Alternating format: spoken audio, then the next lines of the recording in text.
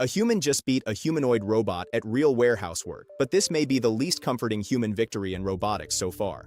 In Figure AI's Live Man vs. Machine Challenge, 22-year-old intern Aimé Gérard went head-to-head with Figure 03, nicknamed Bob, for 10 straight hours. The final score was 12,924 packages for Aimé and 12,732 for Bob. On paper, the human won by 192 packages. But when the gap across the full shift is only 0.04 seconds per package, the story starts to change. Aimé finished exhausted. Bob kept sorting. And this match may have shown why robots do not need to beat humans quickly. They just need to outlast them. To understand why this match mattered, you have to look at the job itself. This was not a clean lab test where the robot only repeated one easy movement for the camera. Aimé and Bob were doing the same warehouse sorting task side by side, the kind of task real workers do for hours every day. A package came down the conveyor. They had to pick it up, rotate it correctly, find the barcode side, and place it barcode down so it could keep moving through the system. The challenge was streamed openly on YouTube and X, so viewers could watch every grab, every turn, and every small mistake in real time. Figure 03 stood about 5 feet 8 inches, 1.73 meters, tall, weighed around 132 to 154 pounds, 60 to 70 kilograms, and ran its Helix-02 brain fully on board. That means Bob was not being controlled by a hidden operator, and there was no remote pilot guiding the hands from behind a screen. The human and the robot faced the same conveyor, the same packages, and the same pressure. At the start, Aimé pulled ahead because human hands are still excellent at quick, tiny adjustments. He could feel the package, react fast, and correct his grip almost without thinking. But the real test was not the first hour. It was what happened as the shift kept dragging on. Aimé needed water, bathroom breaks, and proper rest because a human body cannot move like a conveyor belt forever. Around hour 5, during one of those breaks, Bob quietly took the lead for a while. Aimé returned and pushed ahead again, but the cost started showing.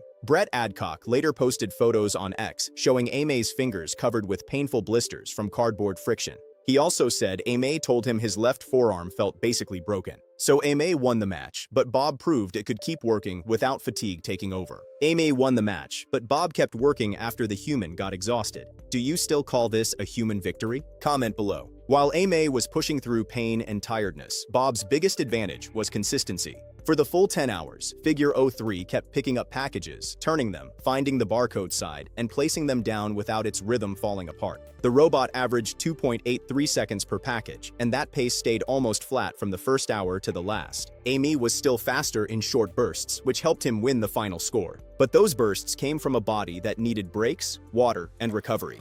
Bob did not lose focus or slow down from repetition. That is why the 0.04 second gap mattered so much. The human was slightly faster, but the robot was steadier. And this is where the human win starts feeling less secure. If the match stops at 10 hours, Aimé wins by 192 packages. But if the same match continues into 12 hours, 18 hours, or a full 24-hour cycle, the result becomes much harder for a human to defend. After a long shift, reaction time drops, grip strength weakens, and every small movement starts taking more effort. A warehouse worker can push through pain for a while, but the body eventually forces a slowdown. Bob's side of the equation looks different because a Figure 03 fleet can keep the sorting position active through quick battery swaps and high uptime. Adcock called the whole match a tortoise and hare moment, and then made an even bigger claim by saying this may be the last time a human wins. Over a full day, the gap would not stay at 192 packages. It would likely move heavily in the robot's favor.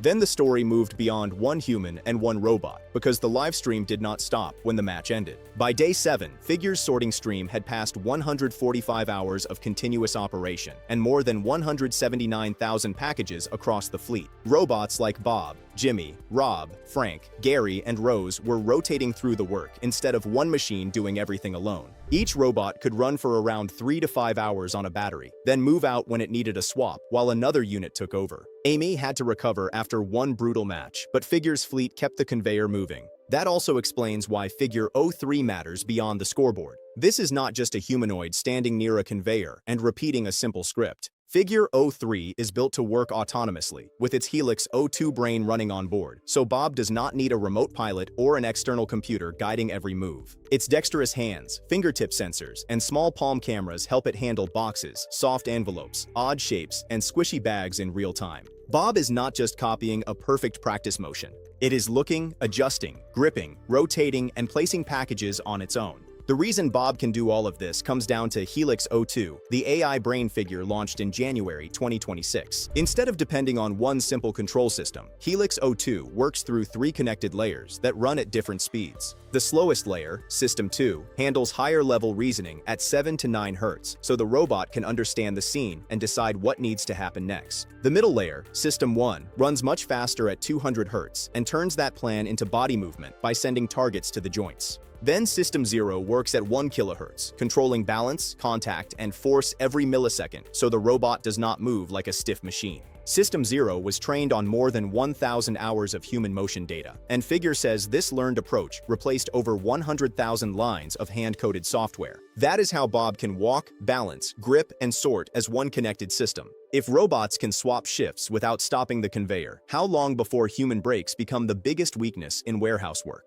Share your thoughts in the comments. This is happening while the whole robotics world is waiting for Tesla's Optimus Gen 3. Elon Musk has said the Gen 3 design is now finalized. The robot is already walking, and the official reveal is coming soon. That matters because Optimus is still the humanoid robot many people are watching most closely, especially because Tesla wants to connect robot production with its factory-scale, AI hardware, and real-world training data. Tesla is also targeting production around summer 2026, with bigger scaling expected into 2027 and a possible price range of $20,000 to $30,000 per robot. But while people are waiting for Optimus Gen 3 to be shown properly, Brett Adcock and Figure AI are already moving toward the robot after Figure 03. On May 13, 2026, Adcock announced that Figure 04 had cleared its critical design review, meaning the design had reached a major internal checkpoint. He also said F.04 is in full design, lock-in parts are already shipping. That makes the timing important. Tesla is preparing to reveal its next robot, while Figure is already trying to move beyond the robot that just competed against a human for 10 hours. While everyone is waiting for Optimus Gen 3, Figure is already locking Figure 04. Do you think Tesla is falling behind, or is it just waiting for the right moment? Comment below. So, what did this match actually prove? Aimé won, and 192 packages is still a real victory. But the bigger lesson is harder to ignore. The human body paid the price through blisters, fatigue, and a forearm Aimé said felt basically broken, while Bob kept sorting without losing rhythm. Warehouse sorting may be only the first domino, because lifting, packing, scanning, and repetitive grip work all follow the same pattern. The question is no longer whether humanoid robots can join the workflow. The question is how fast the next one arrives. Figure 03 is clearly being optimized in many small but important ways. And now, Optimus also has a few updates that are worth watching. Something much bigger is starting to happen behind Tesla Optimus. This is no longer just a company testing a humanoid robot on stage. Tesla is now rebuilding factories, designing AI chips, expanding training infrastructure, and connecting all of it directly to Optimus at the same time. The project is starting to look less like a robotics demo and more like the foundation of Tesla's future. The Gen 3 reveal is expected this year, while production is planned to begin in late July or August 2026 at Fremont. Tesla is dismantling parts of the Model S and Model X line to create space for Optimus manufacturing.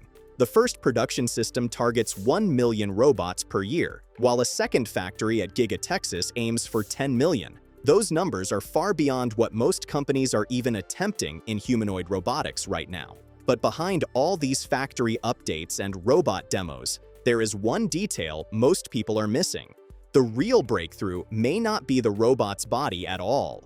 It may be the powerful new AI chip Tesla is building to make Optimus think, react, and operate in the real world without depending too heavily on the cloud. Tesla's AI-5 chip was originally introduced as the next major upgrade for Tesla's self-driving cars. Most people expected it to be a stronger version of AI-4 built mainly to improve FSD performance. But over the last few months, the role of AI-5 has started to change. Tesla is now connecting the chip not only to self-driving, but also to Optimus, AI infrastructure, and robotics projects. In April 2026, Tesla finalized the AI-5 tape-out, the final stage before mass production begins. Musk also thanked Samsung and TSMC for helping move the chip toward manufacturing.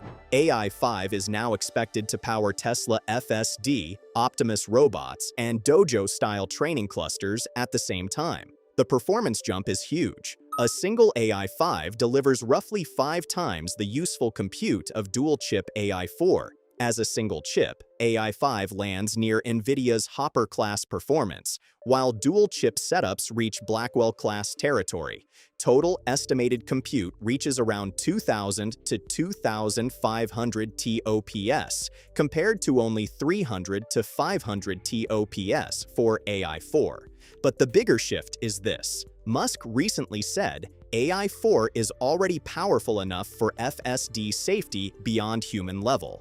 That means AI-5 is no longer looking like just another car chip. It is starting to look like the AI brain Tesla needs for Optimus and future robotics. If AI-5 is already reaching this level of performance, imagine what AI-6 or AI-7 could look like in a few years. Do you think Tesla is moving too fast? Share your thoughts below. A self-driving car mainly moves through the world. It watches roads, traffic signs, lanes, and nearby vehicles to safely reach a destination. That is a difficult problem, but the environment is still somewhat controlled. Optimus faces a much more physical challenge. The robot has to interact directly with the real world using its hands and full body. It needs to handle objects, control grip pressure, balance while moving, work around people, understand factory layouts, pick up tools, move boxes, and recover from mistakes during tasks. Optimus may also need to speak, carry items, and adjust its movements at the same time.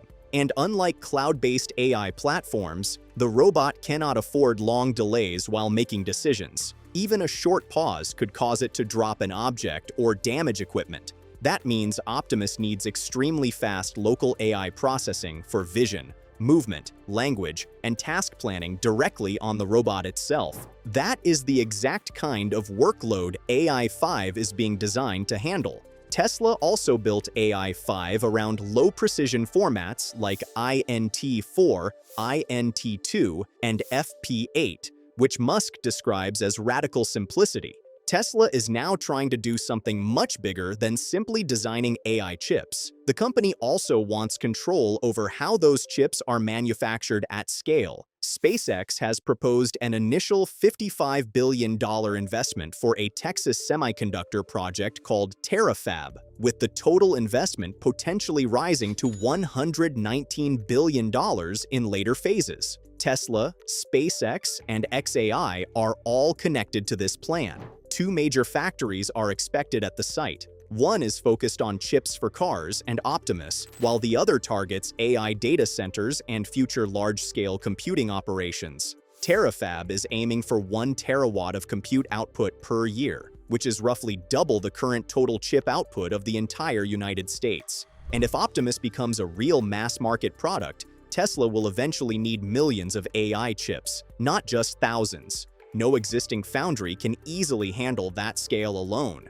So Tesla is starting to build more of the supply chain itself. That is also why the Intel partnership matters so much. Intel joined the Terafab project in April 2026 as the foundry partner for Tesla's next-generation chip plans. Tesla is expected to use Intel's upcoming 14A manufacturing process, marking Intel's first major outside customer for that node. Tesla may be able to design powerful AI chips, but mass-producing advanced silicon is a completely different challenge. Intel brings decades of semiconductor manufacturing experience, advanced packaging tools, and production infrastructure built for the AI era. That manufacturing support could also help Tesla move closer to Terafab's long-term compute goals. Optimus is the robot body. AI-5 is the AI brain.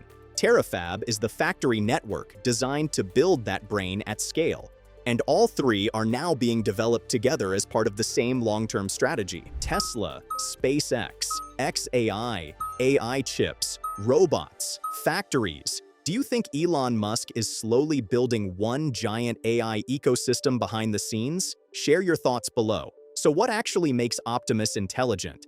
Tesla is building the robot around 3 major AI layers working together. The first layer is FSD, which handles vision, movement, and environmental awareness. Tesla has spent years training its driving AI using real roads, weather conditions, traffic situations, and unpredictable environments, and that experience is now being adapted for Optimus. The second layer is Grok, which works as the reasoning and language model. Instead of only following simple commands, Grok helps the robot understand intent and complete broader tasks like cleaning an area, sorting objects, or bringing tools. The third layer is AI-5, which provides the local computing power needed to run all of this directly on the robot. FSD helps Optimus understand movement and surroundings. Grok helps it understand what humans actually want. AI-5 gives the robot enough local processing power to react quickly in the real world without depending too heavily on the cloud. Together, those three technologies form the core intelligence behind Optimus. Tesla's Robotaxi program is also becoming an important testing ground for this larger AI platform. The company started unsupervised robotaxi rides in Austin in January 2026 without safety monitors inside the vehicles. In April 2026, Tesla expanded the service into Dallas and Houston. The total fleet is still small at around 25 vehicles, but it marks the first real expansion after months of limited growth. At the same time, Tesla's Cortex-2 training cluster is now online at Giga, Texas. Cortex-2 runs more than 130,000 H100 equivalent GPUs, making it one of the largest AI training operations in the world. Musk has also become more cautious about the rollout, since the technology still faces technical and safety challenges.